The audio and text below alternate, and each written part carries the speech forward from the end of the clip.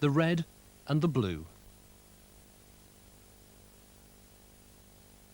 But let me make one thing absolutely clear.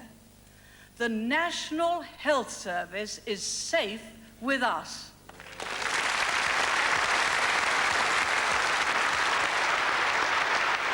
But it is wrong to let old people die of hypothermia and close the pits that could give them energy to keep them warm in the winter. That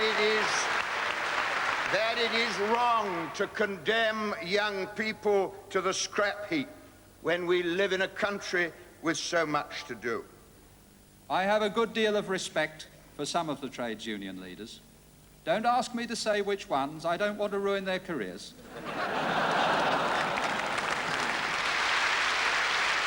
Militant has no separate aims and policy. We have no aims and policy as separate from those of the party as a whole. Our campaign for the nationalisation of the monopolies, the banks, the financial institutions, it's on every one of our members' cards. That's what we're campaigning for. That's what we should be arguing for. We hope for many more years of Conservative government in which to make Britain profitable, and profit is not a dirty word.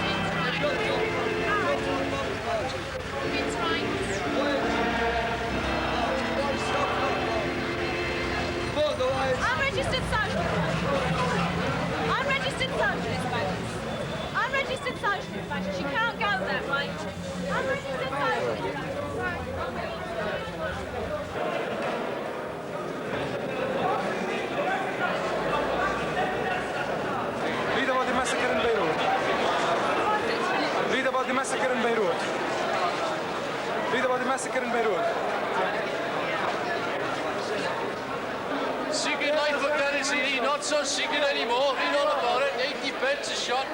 Labour's right-wing links with the CIA back Labour's right. They fund the organisations. right-wing getting cash on. Read all about it. CIA back the Labour's right wingers. Labour's right-wing All the connections and the links, only 80 pence.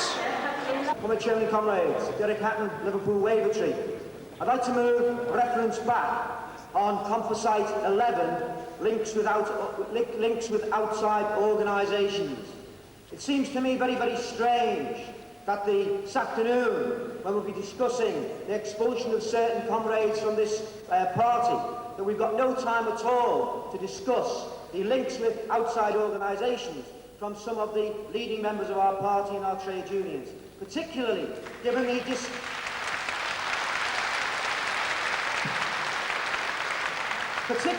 the disclosure in this week's Tribune, which quite clearly shows... Comrade, you can't make a speech, you can only indicate, and I think you have. You can't really make a speech on the matter. You've indicated your concern, and I think I now ask Derek to deal with it. One final point which is important, that I think the links that have been disclosed in Tribune between the chairman of the Standing Orders Committee and no, the senior... I'm sorry, comrade, you're not allowed to make a speech on the issue, but you've made your concern. Derek, can you...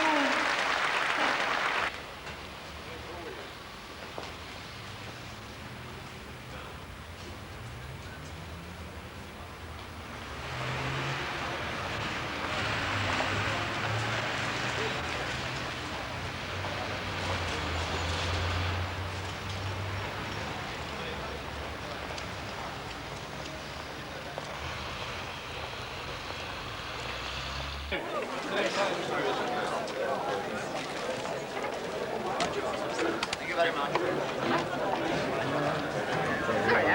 Your umbrella. I'm going to get there very skeptical. Well, that's yes.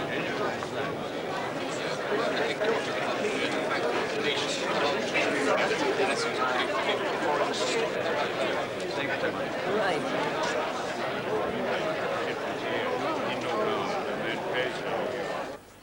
I wonder if you could please move to your seats as quickly and as quietly as possible, please, ladies and gentlemen. Thank you very much. Motion number 332 will be moved by Mr. F. Harris on behalf of Kettering Conservative Association, and I will be calling the amendment in the name of Mr. Peter Lilly of St. Albans Association. Well, I work for a big firm of stockbrokers, and I specialise in the oil industry, with the ultimate aim of advising investors how to invest their money in the oil industry. I suppose I was drawn into politics in reaction to socialist trends, and I was more interested in conserving the good things in the society which I saw around me, which I thought was to the benefit of everybody, rather than overthrowing it. I became somewhat involved at university. After I came down, I got involved in the Bow Group, which was a conservative graduate group. And very recently, I've been adopted as prospective parliamentary candidate for St. Albans. Mr. Lilly, please. Is Mr. Lilly here to move his amendment? No? Is there no Mr. Lilly to move an amendment? For the last time of asking? Well, so be it. No, Mr. Lilly. I beg your pardon? No, I don't think so. Yes, well, we'll see if there's been some mishap. We'll see if Mr. Lilly is here later on then. I wonder if we could... both gas and coal and nuclear power and every other source of energy. But for goodness sake, Mr. Chairman, let's have none of this nonsense. Let's throw out this resolution because it was a wise piece of government action to put up gas prices in line with the needs of the future supplies of energy. Thank you.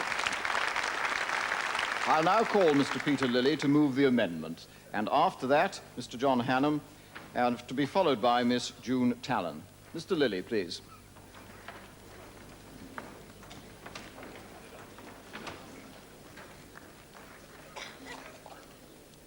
Thank you, Mr. Chairman, for the opportunity of moving this amendment.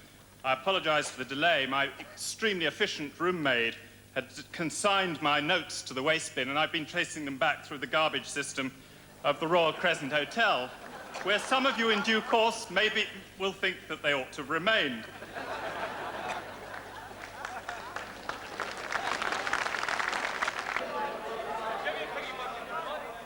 Since I left school.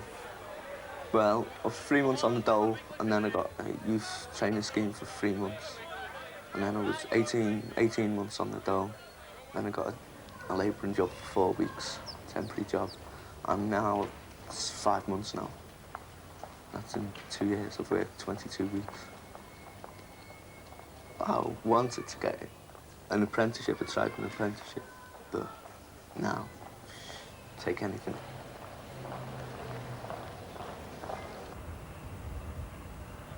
Right, I live in Wallasey. I work at Camel Laird Shipbuilders. I've been in the Labour Party since I was 16. I was the secretary of the YS for a couple of years. I'm now secretary of the constituency Labour Party. I'm delegate to this year's conference. In Birkenhead, I mean, the main things were like the docks and the shipbuilding, ship repair. And most of the ship repair industry's been run down now. And Western Ship Repairs was the biggest of the repair yards. That closed down about 3 or 4 years ago. The major thing that got rid of the docks was containerisation when they built Seaforth. Birkenhead docks since then has just been left and nothing happens to it anymore. Most of the people who used to work in the docks, a few of them got transferred across, but most of them now either on the dole, retired.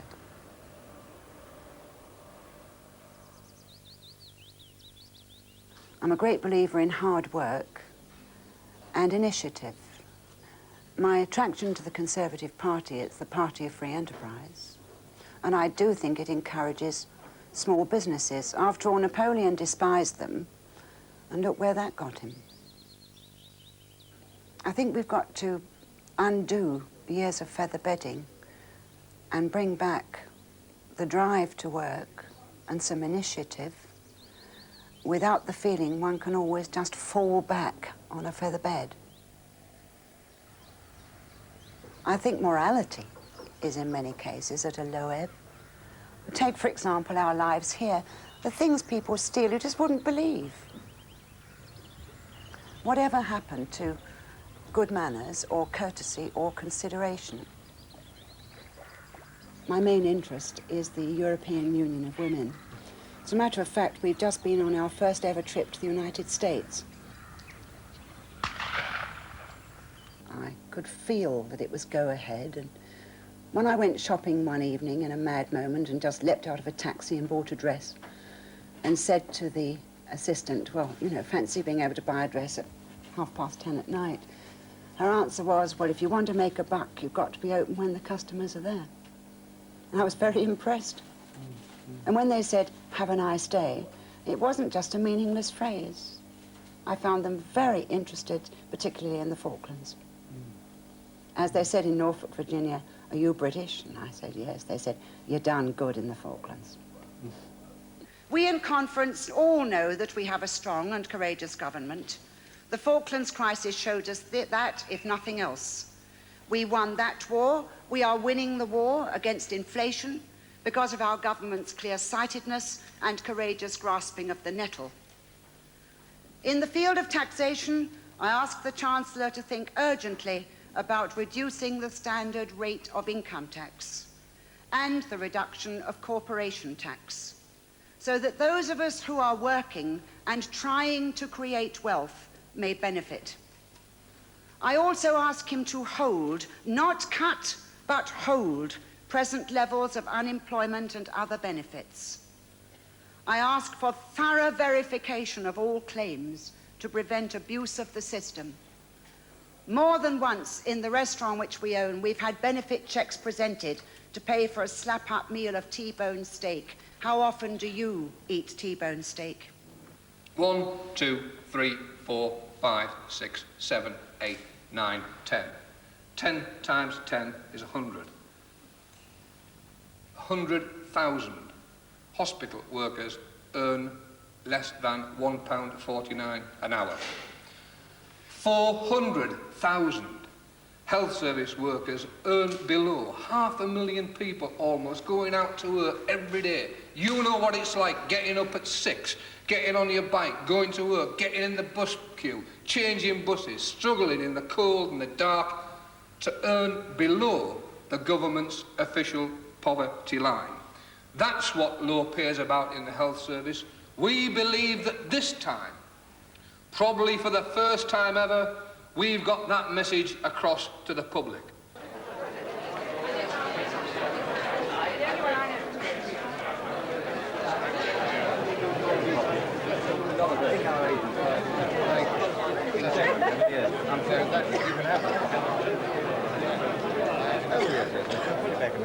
If you want any more copies, the doctor said around the corner.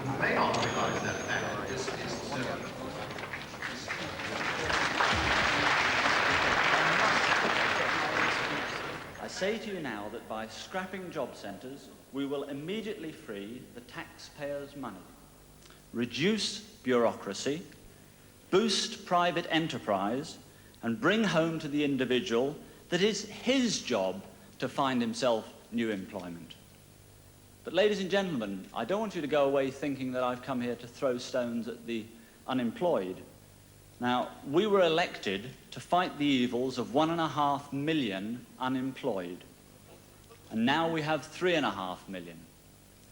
Thousands of young people in Lichfield and Tamworth face the daily hand of state rejection, which says we reject you, we reject your enthusiasm, we reject your skills and your energy, stay at home, we don't want to know, you're an embarrassment to us. On the streets, comrades, our young people are facing the infection of cynicism and bitterness and mindless boredom that breeds violence and hate and racial intolerance, and that increasingly sings in unison with the fascists who are looking for scapegoats. Nationally, there are over 1 million young people without any hope of permanent work. That is the Wembley Stadium packed and seething 10 times over with our youth rejects, with Thatcher's 82 youth rejects. A worker in Coventry, in despair from being unemployed, ended it all by throwing himself under a train. It really is sick when the likes of Tebbit put forward the views to the families who suffer in despair like that you get on your bike. I honestly believe those words will haunt him for hopefully a short period of his political life. This animal, these Tories, have no understanding at all of the day-to-day problems of working people. My life has not always been easy in this last year. They tell me it's an awkward time in the economic cycle, or an awkward cycle in the economy. I'm not quite sure which it is. But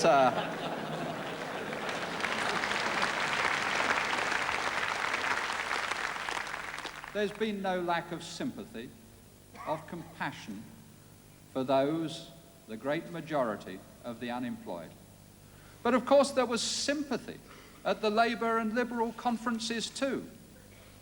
But that sympathy, Mr. Chairman, was mocked by the hypocrisy, by the callousness of the wickedly false promises and the quack cures for the problem of unemployment which they put forward.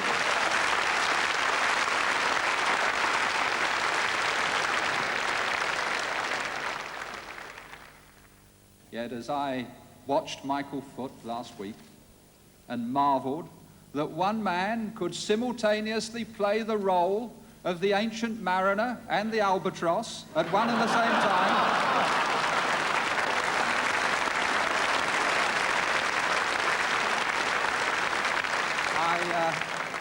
And truthfully, I cannot arouse any intellectual interest in discussing or debating with Mr. Tebbit. It may be necessary to encourage our people to feel that somebody challenges Tebbit, but Tebbit is a creature of the 19th century.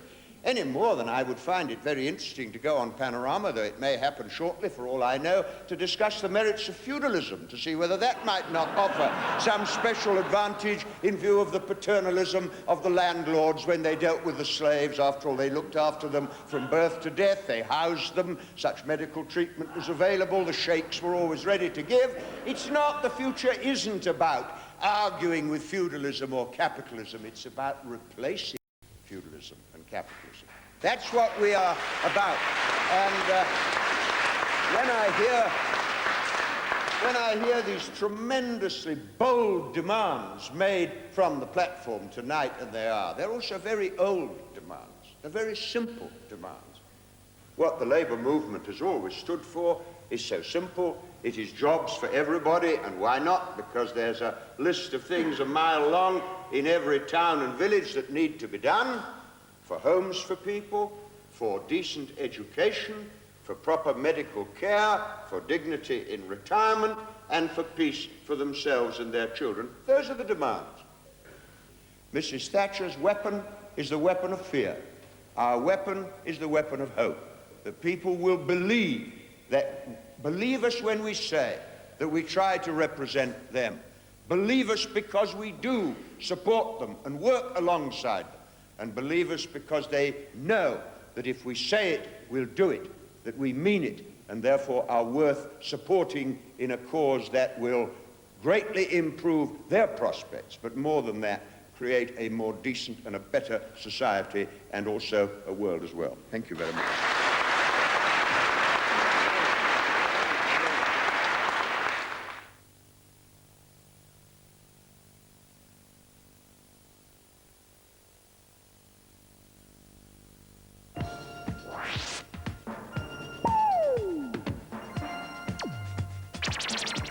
Most supermarkets fill a television screen with low prices.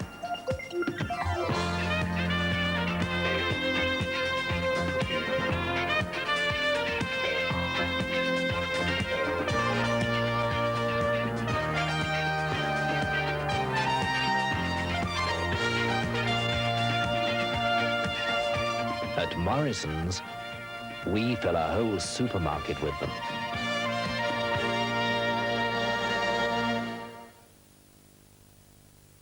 Brighten up your home with a display of silk flowers from Flora of Macclesfield. Come and choose your Christmas decorations and floral art accessories from one of the finest displays in the Northwest. You'll be sure to enjoy your visit to Flora's. We're situated in Henbury, 3 miles from Macclesfield on the Knutsford Road. Inset can make you look this great for around 10p. Top hairdressers rely on Inset to give the body texture and control they get from Inset. A mousse so light you don't even rinse. Just foam, comb and blow roller or natural dry for great styles. Around 20 applications for £1.65 or less from larger branches of Boots chemists, department stores and hairdressing salons. There's nothing like it. It's a hairdressing secret. That's no secret anymore. Inset.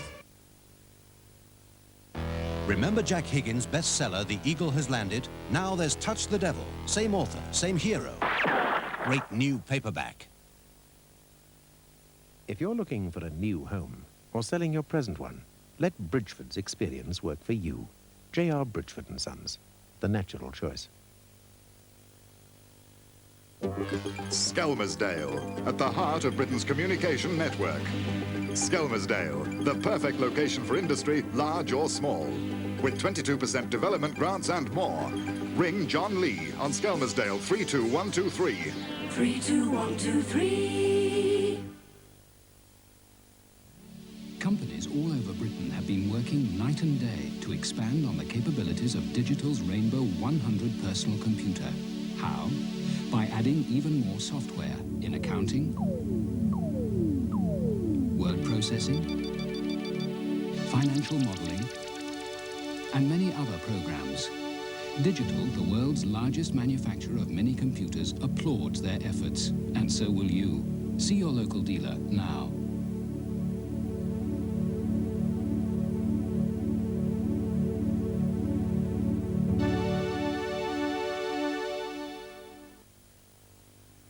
Agri Electrics highlights Hitachi 22-inch colour TV, £339. Hitachi console system, £199.95. Now at Agri Electrics.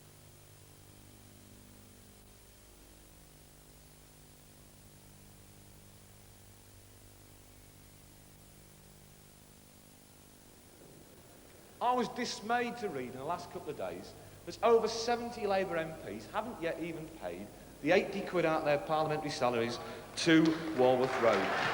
Now, MPs get 300 quid a week for representing working people. How does that compare to the NHS salaries? Now, I was elected as a prospective parliamentary candidate. I promised my constituency I will only accept workers' wages for representing working people. The lesson we have to learn, comrades, even from a discussion on finance, is that socialist policies we decide can win us membership, can win us money from working people. Socialist martyrs, if that's what we decide this afternoon, and expulsions are not going to build the finance of this party.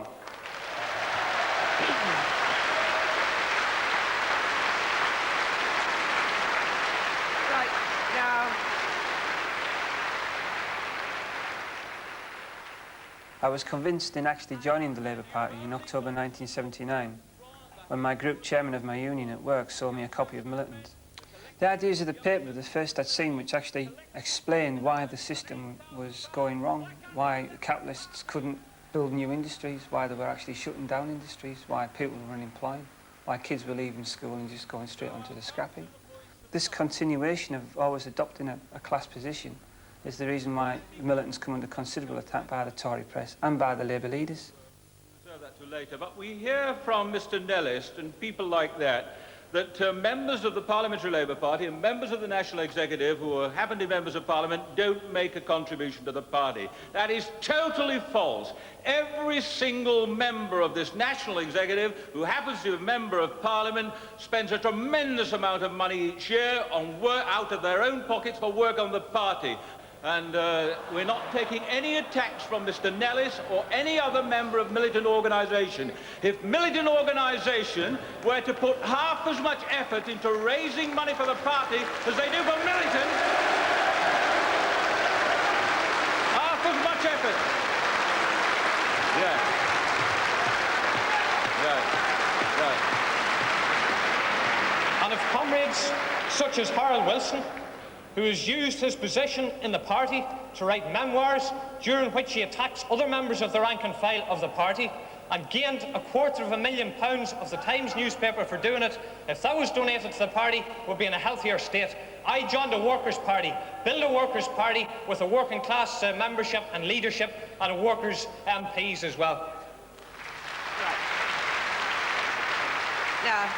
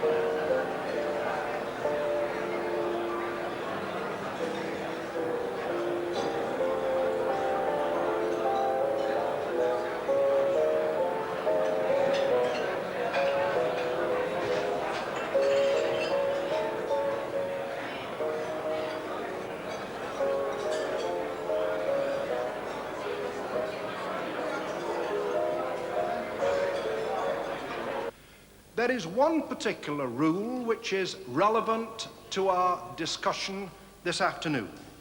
It is clause 2.3, which says that political organisations having their own programme, principles and policy for distinctive and separate propaganda shall be ineligible for affiliation to the party. The militant tendency has first its own long-term programme, principles and policy, quite distinct from those of the Labour Party, and this can be ascertained by reading its documents. It has, secondly, its own organised discipline structure at local, district and national level. I believe that we all know which way the vote is going to go this afternoon. But I want to say that certain things have to be said so that it is made clear throughout the country that there is no unity in this party on this issue, and that those people who have pressed these resolutions are dividing the party in face of the enemy.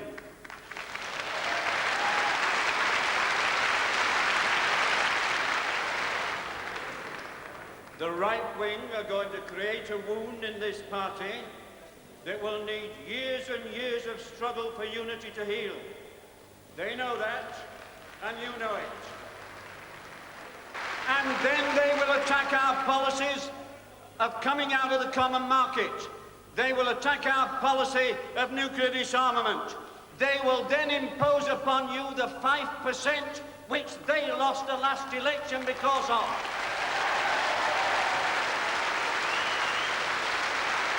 And let me conclude by what is said, not by me, but by The Guardian in today's front page editorial. It is the beginning of an attack on the left and its policies. And let's make that clear.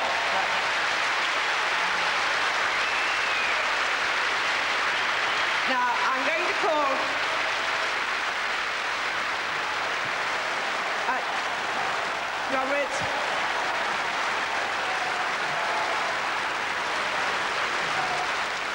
the support we've won from every single immigrant workers group in the city of Bradford, the work we did and the marvellous demonstration we had last Wednesday on the health service workers, it's been undermined because a war's been waged on us by a section of the Parliamentary Labour Party backed by a number of trade union leaders.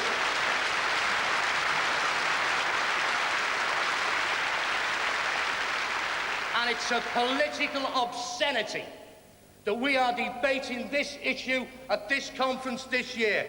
That's to spit in the face of the factory workers who've joined the Bradford Labour Party in the last month. That's to spit in the face of the Indian and Pakistani workers' associations who've given us our support during these struggles. And that will not win one Labour vote in the next general election. It will create fusion and difficulty as far as our people in Bradford and elsewhere are concerned. And what a fraudulent performance. Virtually every trade union in this hall carried a resolution which said no bans, no prescriptions, no expulsions. But how are you voting?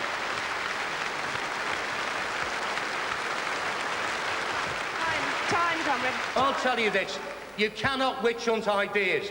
You cannot separate the ideas of Marx and these movements, because they are the most humane, most democratic ideas, and they will live on in this movement, and they will develop in this movement. You cannot witch hunt ideas.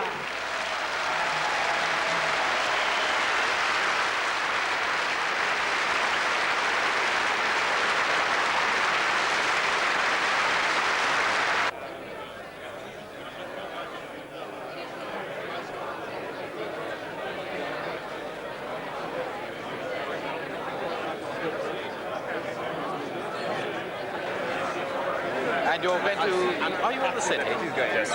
So you're going to continue in the city as well, I take it? I should go on to working for the firm in the mornings and the nation in the afternoons. Is my last process.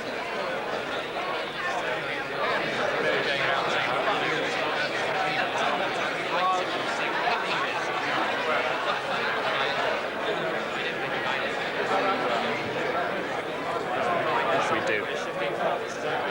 We don't do it, do the whibs, heather out and... Subsidiary to feed the...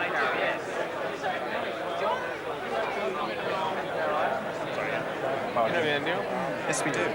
Hello, how are you? Very well. How are you both? I'm very well. You're You going to won't be be at all- neighbours in Hertfordshire. You do You won't be very pleased to see me. Well, there's Norman. And You won't really be pleased to see me because I'm going to ask a favour. Could I ever not be pleased to see you? Yes, you will. Don't say that too soon. All right. Do you think you could bear to come and speak to the Hornsey Supper Club, Centre Group? Yeah. One evening, perhaps early next year, failed and minor disaster. We've been trying to send you to come to Paris. It's much more luxurious. Well, are you actually based in Paris? Yes, I'm living in Oh, Paris. now why didn't I know a few days ago? Because I was over there. I've just come back. I don't know. You could have bought me a lovely lunch. Yeah. Well, I Shown us around. I don't know. Why do I always meet people who are living in places just when I got back from them? We've been trying to campaign and endeavour to come across with you. We've spare rooms now with children at school.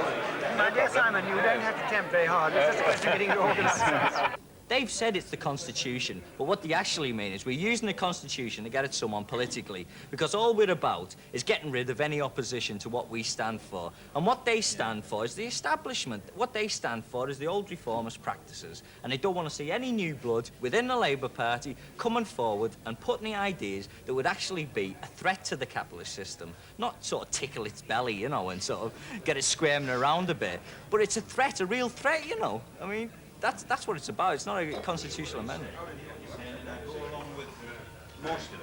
Part of it, anyway. I think you've overstated your case. The Constitution was the only point from which they could start, because that is what we are stuck with. Because we have been in existence for so long, 64 years, going 65, right, officially, since Clause 4, Part 4, 1918 and all that, we are stuck with that Constitution. And if we want to operate in a manner without that Constitution, then we've got to change it to enable us to do it. Now, there was 90% majority absolutely opposed to the witch hunt, and none of them, well, I mean, the proportion of them are militant supporters, but the majority of them are not militant supporters, and they realised what the implications of the witch hunt will mean. The democratisation of the Labour Party, the democratisation of the trade union movement, Until we get that sorted out, and I haven't got the answers as to how we're going to do it, we are not going to implement socialist policies because we're not going to win. It's proved it today. It's true that, I mean, working people aren't sort of clamouring all over the place waiting to nationalise the monopolies or whatever, but I mean, what they are looking for is some real answers to the situation they're in. They've been through so many Labour governments that they've done nothing for the working class. I mean, not since 1945 when the National Health Service going now anyway. But I mean, the situation is that working people are looking for answers, and the Labour Party, when it should be giving them answers, isn't giving them the answers.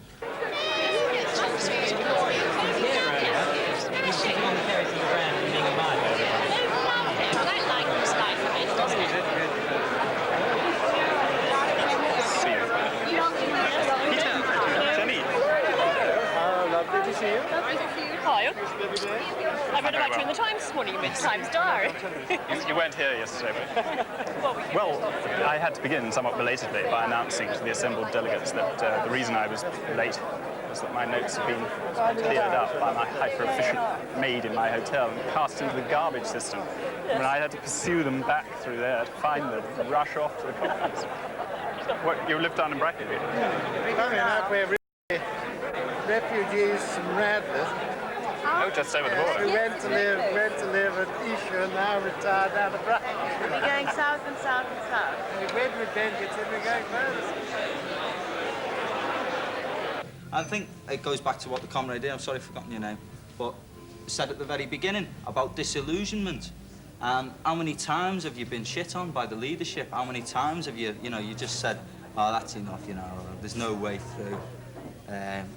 Time and time again. Maybe some of the older comrades here have seen that more often than I have. Probably have, But, they're trying to do it. There's no doubt they're trying to do it, but they'll not succeed in doing it. Because somebody says you cannot destroy ideas and you can't destroy initiative and you can't destroy youth sort of drive to get things done. Same as we used to be when you were in. You can destroy your youth sort of drive in the way that comrade before mentioned. Because let's face it, there's a lot of young people come into the party with all, what is often dismissed as, oh yes, your idealism, that's okay, fine, but you'll learn, you'll grow out of it type of thing.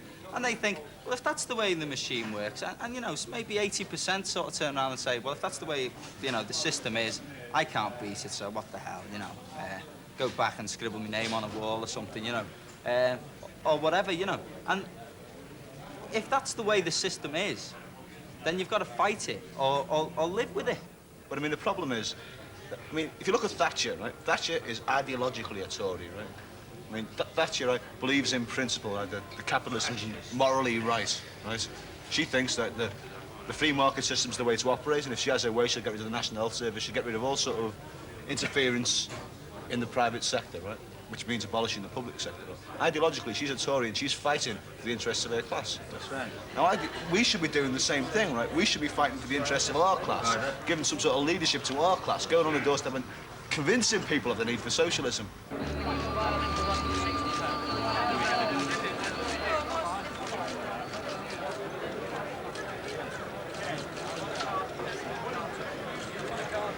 The last few years,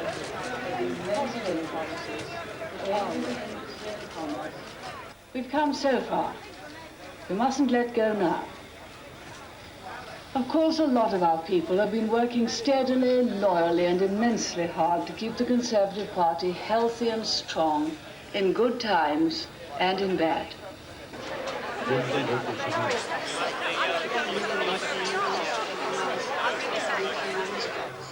But staying in government means winning elections.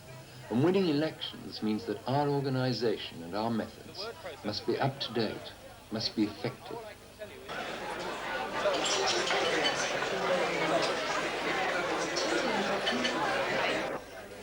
That is, the prices are on them all. That's $4.95, that's $2.95, and that is $3.95. And then applications for membership. Applications for membership, those are priced 20, 10, 20. Those are £1, and those are £4. And everything else has got a price on. Okay, I'll just remember those two. There are plenty more of the General's book in the box down there. I believe that the number of people who have turned up today to support this Monday Club meeting indicates the continuing importance in all our minds of the issue of law and order and the breakdown of law and order in British society today.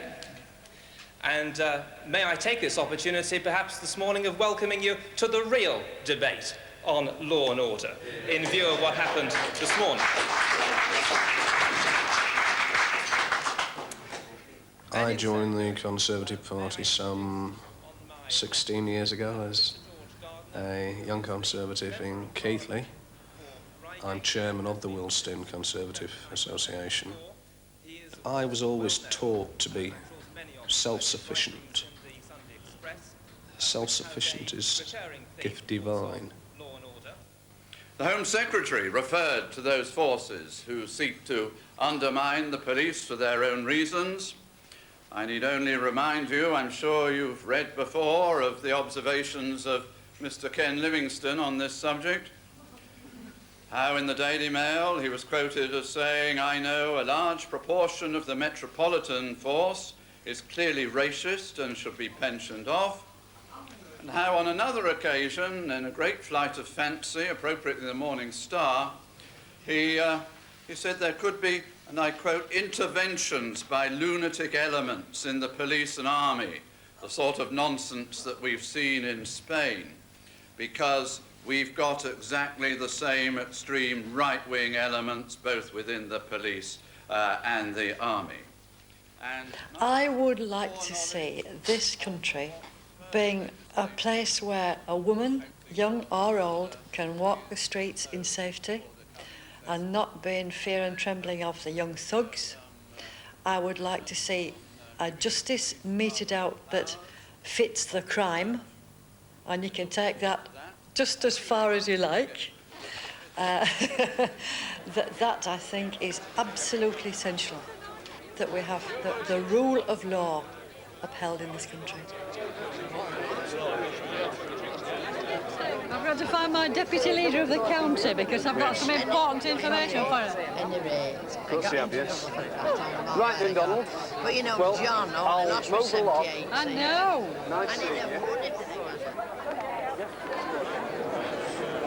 Now, there's a large Buick, mechanical handling. Yes. Oh, hello. Neil Smith representing the... How do you do? Pleased to meet you. Jackie Williams. Hello, Jackie. Russ Anderson. Russ Anderson, hello. Yes. Oh, I thought you did. I thought everybody in Yorkshire. People's Republic of South Yorkshire. What? Can I just introduce you to the last of my Merry crew? How are you? I'm very well. Very well. Last seen in... Really nice president of this. Oh, hello. I'm coming up, aren't I, to talk in to women. When is it? That's right, in Harrogate. I feel if I don't get to Harrogate about once a month, I feel I'm missing out because everything seems to take place in Harrogate. Dougie Bennett, my position as treasurer. Nice to meet you. Dick Wright. Hello, Dave. Nice to see you. Anne Greaves. Anne Greaves. Nice to meet you. Lovely, thank you. Bye. Where's Cecil? I thought we were going to have a word with Cecil. Has he gone? Yes, he came to talk to all of us individually. Where were you? Over here talking to Yvonne, ex-chairman of the county council. Yes. So he's gone? Sorry. I missed it. No, I'll do it on Thursday. I want Mrs. Thatcher and I want Cecil.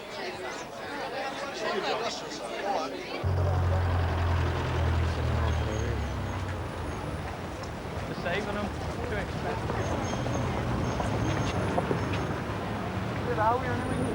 We're going, it's just behind the tower here down this side road.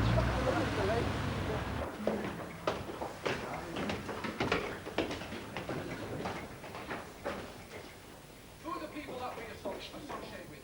The EEPTU, and it was Frank Chappell that wrote to the Daily Mail calling for the privatisation of British Telecom. So much so, such a scandalous article was it, that Brian Stanley, our General Secretary, had to write back. And so therefore, the issue that we'll be raising is that Frank Chappell, in actual fact, broke the party's constitution, which Clause 4, Part 4, which upholds public enterprise and calls for, obviously, an extension of public ownership. And instead what we have got that man, that organisation calling for the privatisation of our industry. Now that clause is far more important to my members, because if privatisation goes ahead, already the Guardian has predicted 45,000 jobs lost. Why isn't Frank Chappell being brought to task by Michael Foot? Why aren't we implementing the socialist parts of our constitution instead of witch hunting? Yeah, but it's nothing to do with Ben that he's made out to be a personality. He's not putting himself forward. But, I mean, the press and all that makes it that he's the personality. Yeah, there's a coffee. Can we go in here? Yeah. Yeah, let's go in here. Oh, it probably will be, yeah. Fish and chips for the 5th time this week. What's on?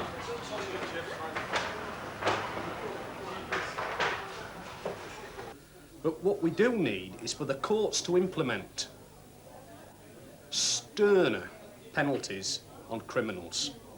And it's no good saying we're going to build 3, 5 prisons, because we all know that, OK, the prison building programme's going ahead. But this does not deter the criminal, does it? He thinks, oh, they're building a nice new nick. But, sure, it's a load of poppycock, that. You talk to any young kid that's been in one of these, and they'll tell you, and this is from the horse's mouth, he says, when I come out of here, I'll be able to run faster than them coppers. You don't have to say a prison sentence is always the answer. Loss of liberty, yes. Liberty, but not in the Not case necessarily a prison sentence. Right. Yeah. What do they have now? In prisons, colour television. Yes. They can do degrees, open university courses, all on whose behalf. Well, I'm sick up to here of hearing people say... Pays every time. What are you going to do with them? Sorry? What's the alternative? What are you going to do with them? Hang them all? No, we're not advocating flogging and hanging, my love. Let's but, have a redirection. But that's what the conference was trying to do. No. Crime prevention. Crime prevention. That's where we've got to get but when they're in prison, Phil, the regime is not harsh enough. It's too soft. This is the whole thing. You've got to have a deterrent. Exactly. There must be a deterrent. And what is the deterrent at the moment? It's non-existent. So it gets back to crime prevention. For certain crimes, yes. Which crimes? Crimes against the state. Terrorism. Yeah, correct. Don't you think it's very easy to say that and very difficult to define what a terrorist is, for instance? Enable somebody to plan Good God, I'm an Englishman. He's a terrorist as well, so he can be hung as well. So can any member of the IRA be hung? Exactly, they're an outlaw organisation. So being a member of the IRA It's illegal. is a capital offence? The IRA would blow you to smithereens, given half a chance. And what would you say to that? Well, I'm going to say a great deal. Which hotel? You've got to. Yeah, you haven't bought around I all haven't got week. any money. Oh, go away. You haven't bought around all week. You must be. My money's got to last me when I get back home for over a week. For over a week? My diary doesn't come till a week on Wednesday. Why haven't you got no money, though? Why haven't you got no money? For over a week, you get paid next Wednesday, Thursday. No. Oh, Thursday? Yeah, why don't get a charter until a week on It's a Wednesday? week today. I get a charter a week. Oh, week. You get it the day before me. I get it the week after you. Oh, well, you've had double. That's your fault. Is there no sauce? Get the red sauce when you go. It's not a wimpy, is it?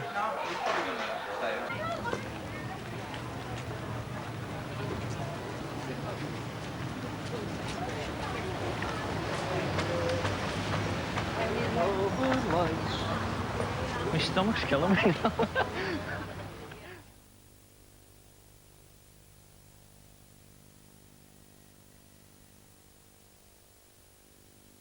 Brighten up your home with a display of silk flowers from Flora of Macclesfield. Come and choose your Christmas decorations and floral art accessories from one of the finest displays in the Northwest.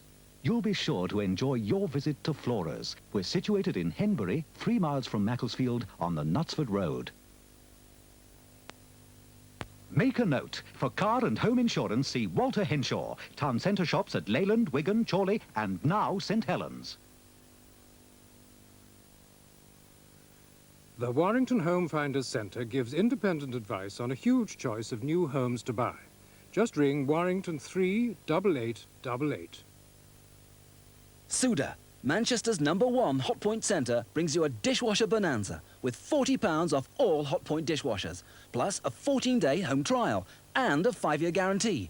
Suda are not only a big name in dishwashers, but in all Hotpoint appliances. To see the full range, visit Suda, Flixton Road, Urmston.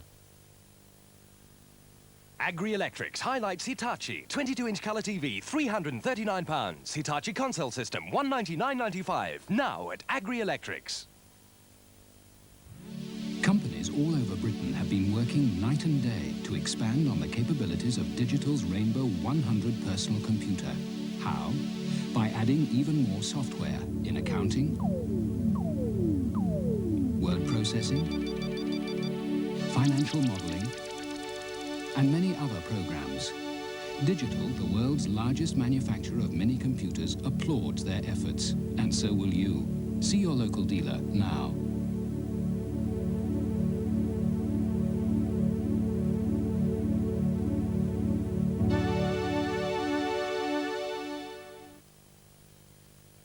Worried about your car this winter?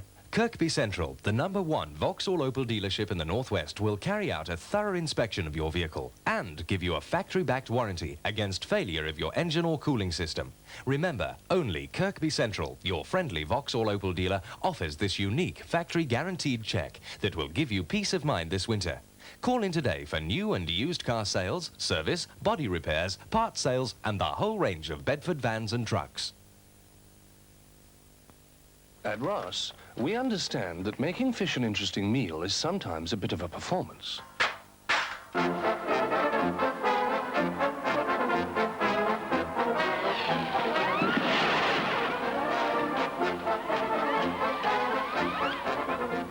Fish again, Colin.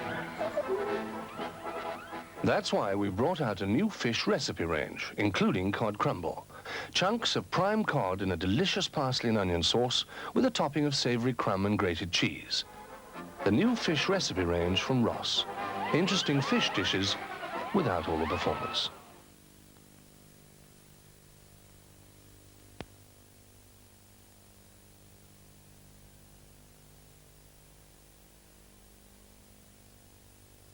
Trust you all enjoyed your lunch. May I welcome you back to the second session of our 99th conference. Now, the motion before us is number 123. I will not call any of the amendments that have been submitted. The Falkland Islands crisis revealed that we have servicemen of exceptional skill, immense courage, splendidly led, and inspired by our Prime Minister, they won a battle against tremendous odds, and we learned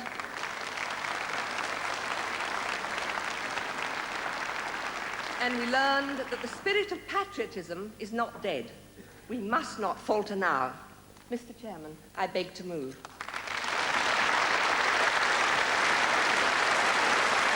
The use of the Falklands Thanksgiving service at St. Paul's was a deplorable exhibition where the Church used the service as a platform for unilateral disarmament. Our commitment to NATO dictates that we share in the nuclear umbrella, and rightly so, particularly in the face of the threat from Russia. Recently, Mr. Chairman, we have had adequate and ample proof of the dedication, professionalism and courage of our armed forces. Of course, we should not deny them the proper balance of nuclear and conventional weapons. The balance was right before the Falklands campaign and remains today the best insurance to deter any future aggression or any threat to our prospects of peace and security.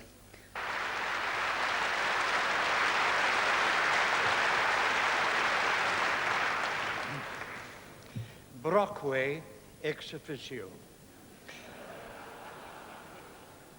We challenge today the whole defence philosophy of the Tory government. It is based on the nuclear deterrent. The argument is that for 36 years, because of nuclear power on both sides, war has not occurred.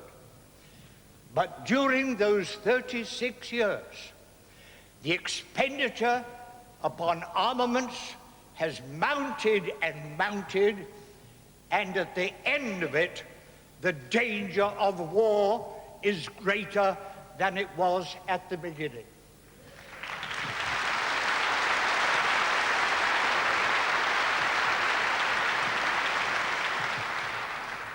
The peoples are now becoming conditioned to a nuclear war, a limited war, a prolonged war.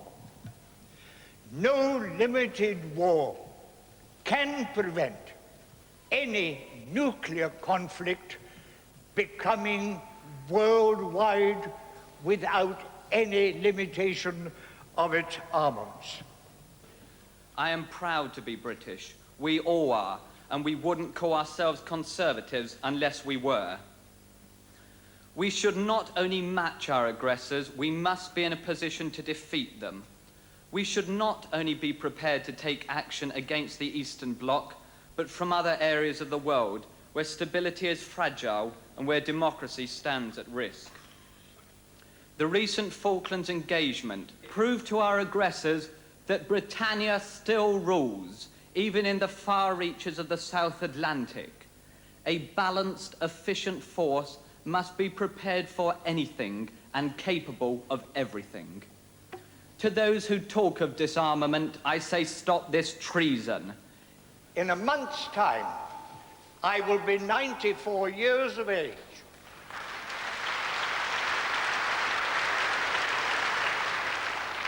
I am quite confident that I shall live to see the end of nuclear weapons and the beginning of world disarmament.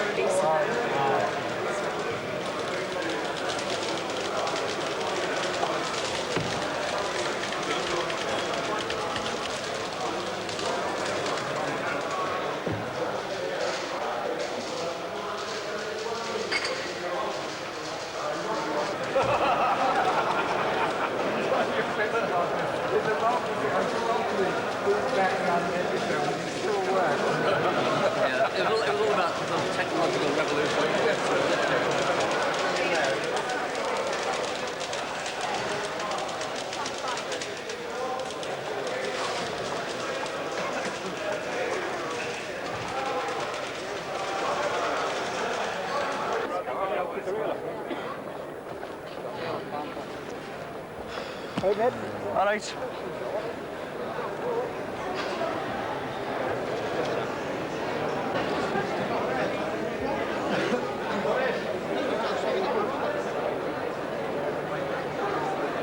Have we got time for this meeting now? Bloody hell, there's a murder going on.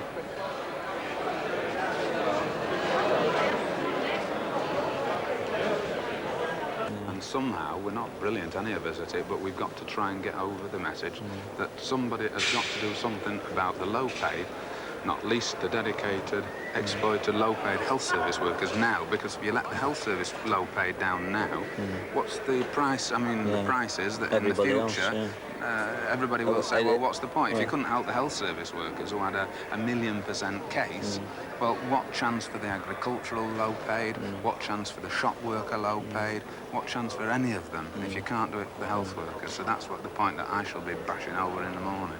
What goddamn right have they got to a pay rise every year? What right has anyone? That's the trouble. It's come automatic every year. It's come automatic with inflation. When inflation was going up. Yes. But inflation is now Going going down. down. So, these people... I'm looking at nationalised industries. They come to live with the idea of having a pay rise every year. Yeah, but they never make a damn profit, do they, Phil? They don't make any money. They run at a permanent loss.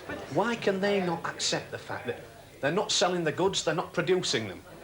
They're overmanned, they're overstaffed. If the pay rises in the public sector had been kept low, we would never have had inflation at the rate it was anyway. Exactly.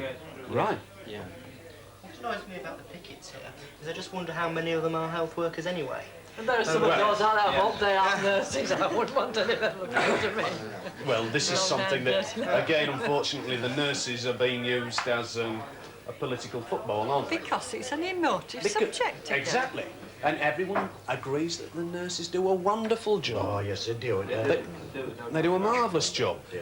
And also, without the nurses and without the doctors, we need the backup and the support staff, which someone, unfortunately, has to do this job, don't they? But there's an awful lot of people unemployed. And let's not forget that I'm quite sure that I personally wouldn't like to wash dirty linen. But I'm sure that amongst the dull queue in Shipley and Keighley on a Thursday or Wednesday morning that he said, well, we have a job here going now. And I'll tell you something. Nursing is a vocation. It's a vocation. And the nurses... It's still need the only... the militant nurses today are in the mental nursing. They're not the practical nursing. It's the mental nursing, the mental hospital. That is where the militancy is. These are the people that are going on the marches and that. They're the nurses from mental hospitals.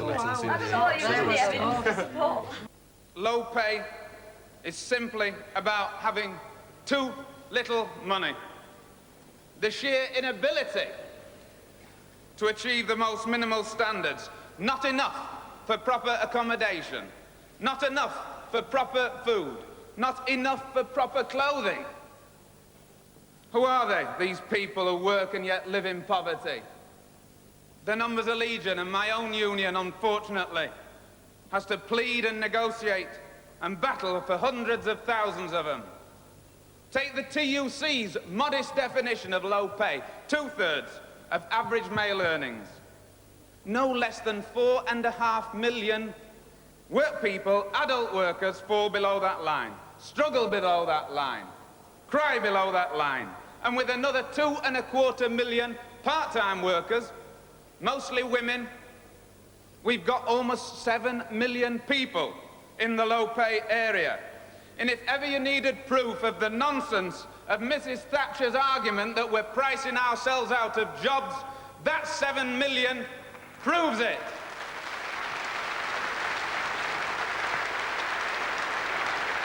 Good grief, if they were paid any less, they'd be pricing themselves out of existence.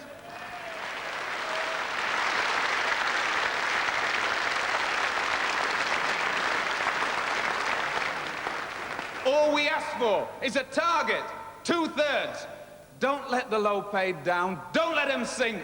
Hold out your strong arm. Vote for this resolution.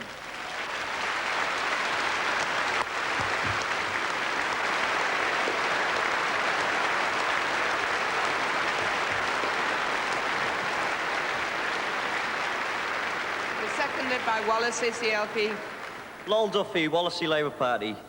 I think the main reason we brought this resolution to conference is the fact that Wallasey Labour Party felt it was a disgrace that despite the strength of the trade union and labour movement, that there is still officially 4.5 million people classified as low paid. The health service workers given a lead in the fight against low pay. they're also given a lead in the fight against the Tories.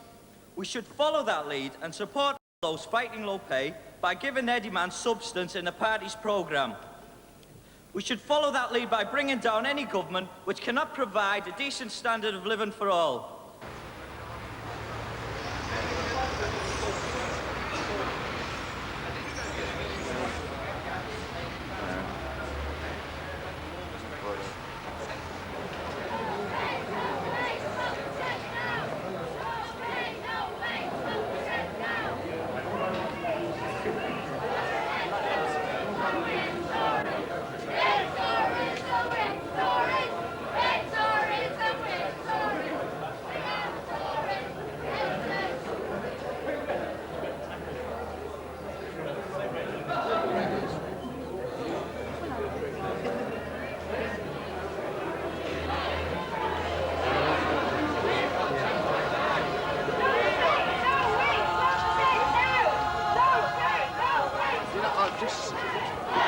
If they would allow me to go over the road there, I would address these people. They would.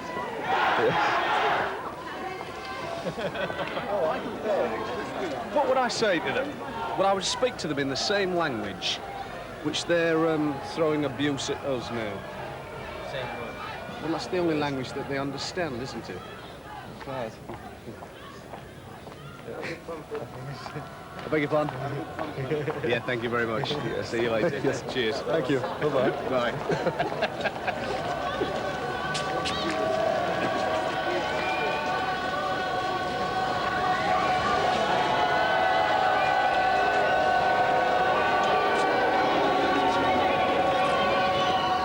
Chairman, we live in a time of tremendous change. When I hear Messrs. Spanswick and Bickerstaff bleating about their members' poverty as a pretext for inflicting misery on hospital patients, I cannot help thinking about the real poverty in the third world, where hundreds of millions of families live on less than £100 a year. In fact, in the 4 minutes I've had at this rostrum, about 100 children will have died from malnutrition and disease. But the truth is that the NHS is there for the treatment of patients. It is not there to provide employment for trade unionists. And I say to the Minister, for the sake of the patients and the National Health Service, for the sake of the economy and this country as a whole, this is a strike which has got to be defeated. I support the motion.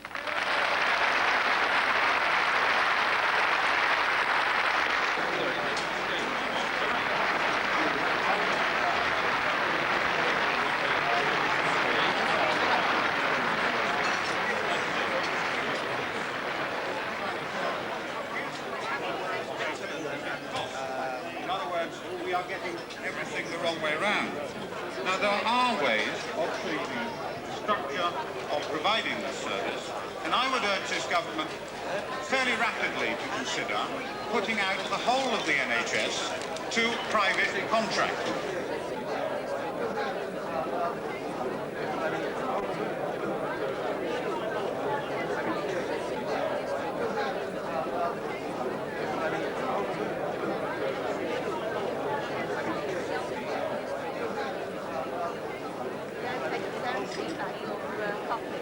Comrades, the Tories are out to destroy the National Health Service, and it is high time we stop pussyfooting around with half-hearted measures. We must declare unequivocally that we will completely abolish private medicine, that we will nationalise the whole pharmaceutical industry, and that we will establish a truly socialist National Health Service. Private medicine, comrades. When Tories talk about the need for freedom of choice, let us not go on the defensive.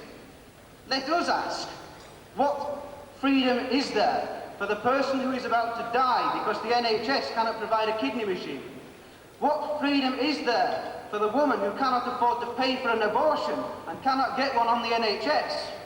Abolish private profiteering now and set up a socialist health service which both serves the community and gives proper reward and status to its own workers. I move.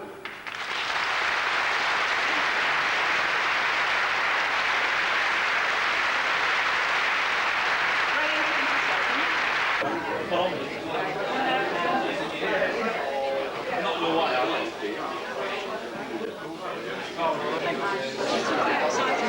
lecturing them out there from our side, I think.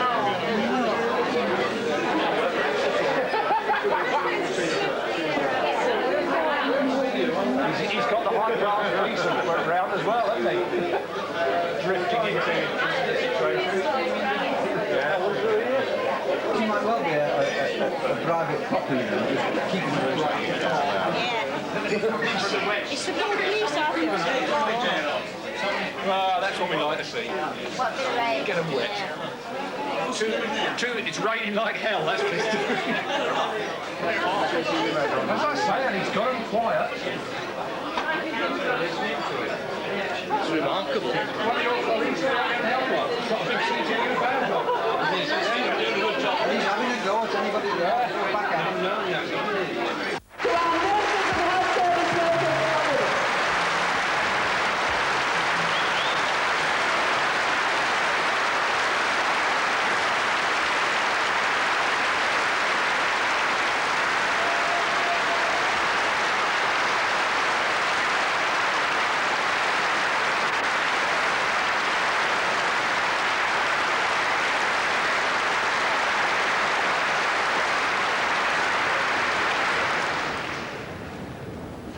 I was going to tell you that they were here. They are National Health Service staff from the Northwest. It includes Blackburn and Accrington and Lancaster. But I didn't need to tell you because you made your own response to them. We're glad you're here. Come on along and listen to the Blue Review at Brighton. We're changing in the ladies' loo. Time to switch the light on. The landlord of the Green and Green has tried to spare our blushes. He's given us this wooden screen, but that's not where the crush is. We used to tease Jim Callahan. Once won the neighbour's hefties, but now he's out, he's down the pan, a victim of the lefties. Oh, and then there's Ted, A boom least said. Grandma Morris. She shows us all the way ahead, like a bright star. 3 cheers, Brighton. She's here. Hip, hip, hip, hooray!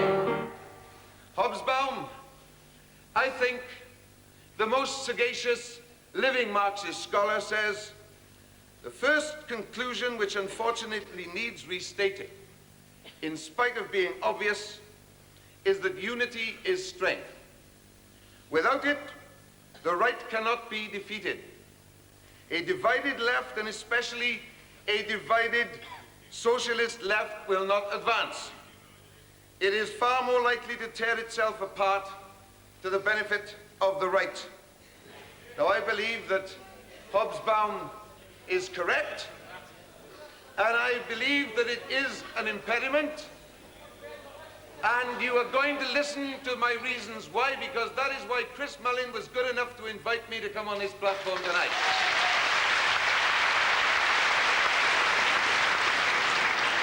The illusion of the early 80s, said Hobsbawm, is that organization can replace politics.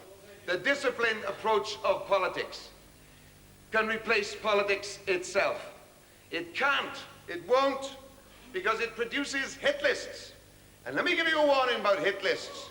Anybody of left or right, well, you see, I've got this almost unique good fortune.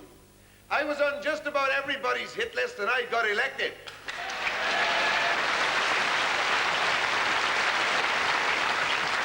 Well, now, comrades, you can see that there's considerable disagreement. And I must say it astounds me when Neil talks about unity, when I think of who began the divisions that...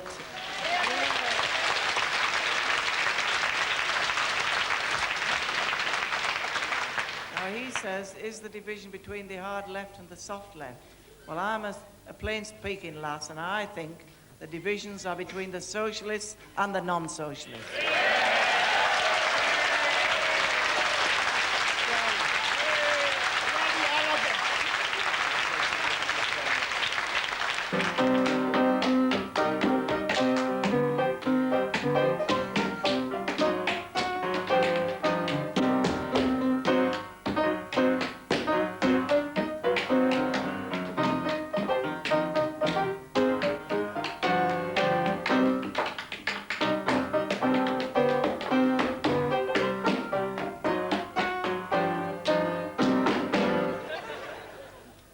It says here, hit list, answer Neil Kinnock. Well, Neil and everybody, some of us have been on hit lists all his lives. You're always on somebody's. Apart from them that ride up the middle of the road all the time, I don't know, I suppose there's Mr. Hobsbawm's one. Is that his name?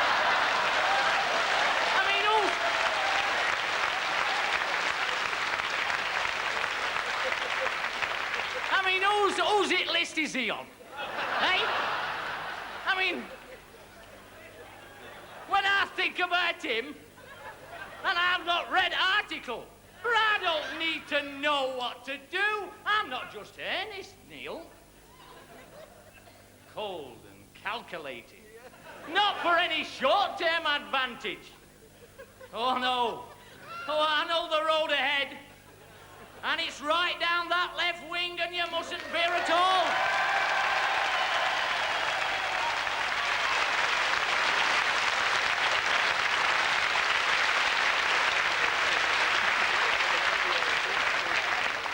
You've got to expect them.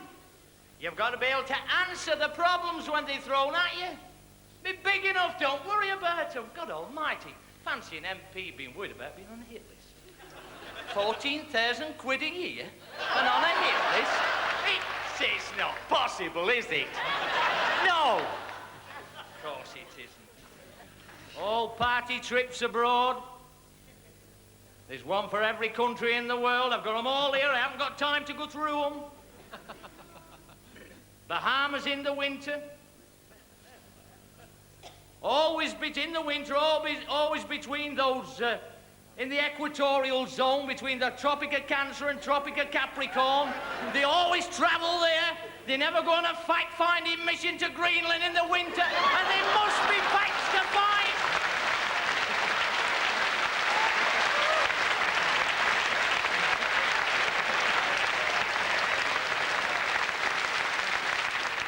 Conflict continues. So we don't run away from it. We understand it. And I understand it as well as any, because I saw it in its harshest terms when I was down the pit in Derbyshire. And when I'm worried about somebody stabbing me in the back in those plush corridors of the House of Commons, I think about those 3-foot seams, the hacking away, the injuries, the mauling, the class conflict that should sustain us all when we get down there. We're lucky to be able to have that opportunity to be on some tin pot parliamentary hit list.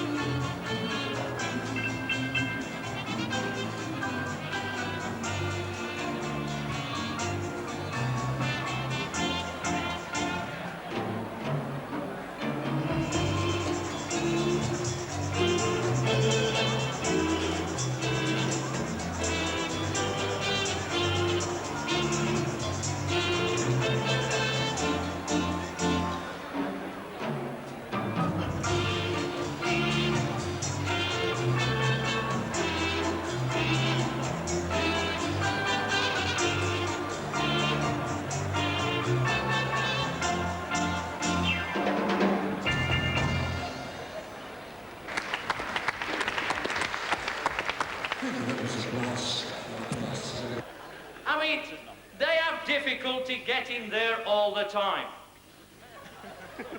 They've got 19 directorships between them. There's about 4 lawyers and a recorder. I think that's a little bit above the other one. A fellow called Eddie Lyon. And they've got God knows how many consultancies. Dr. Dixon Maben is a doctor as well.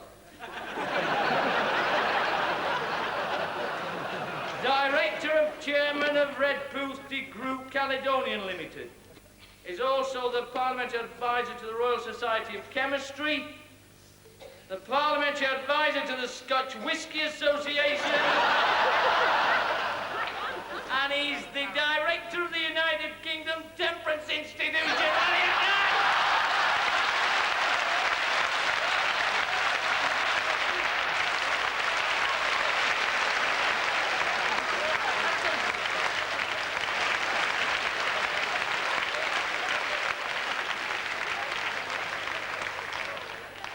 Not on anybody's hit list, are they? They're only playing at it. They don't know what class politics are all about.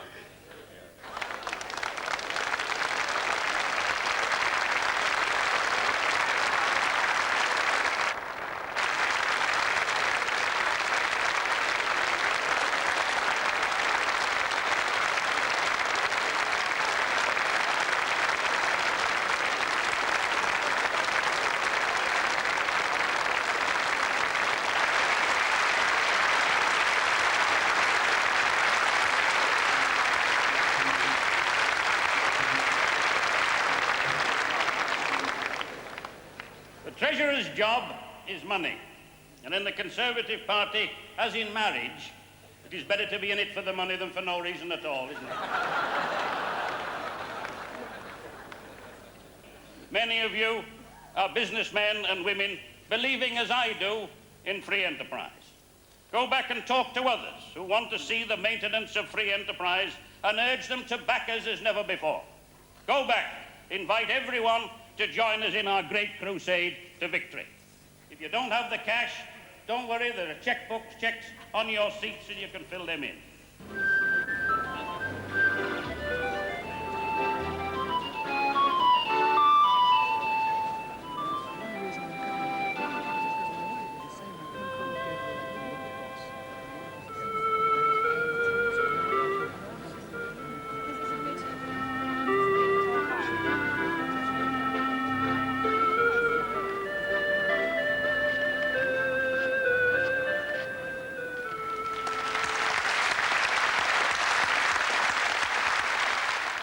We will not disguise our purpose, nor betray our principles. We will do what must be done. We will tell the people the truth, and the people will be our judge.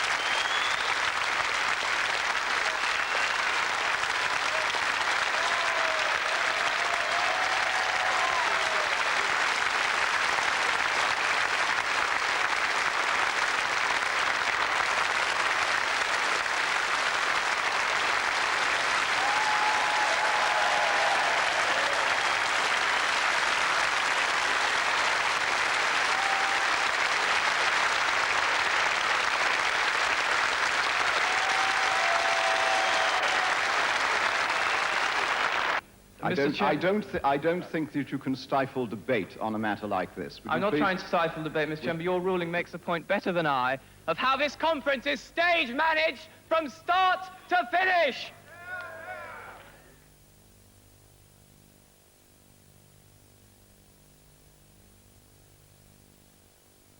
I think it's true in terms of the socialist movement.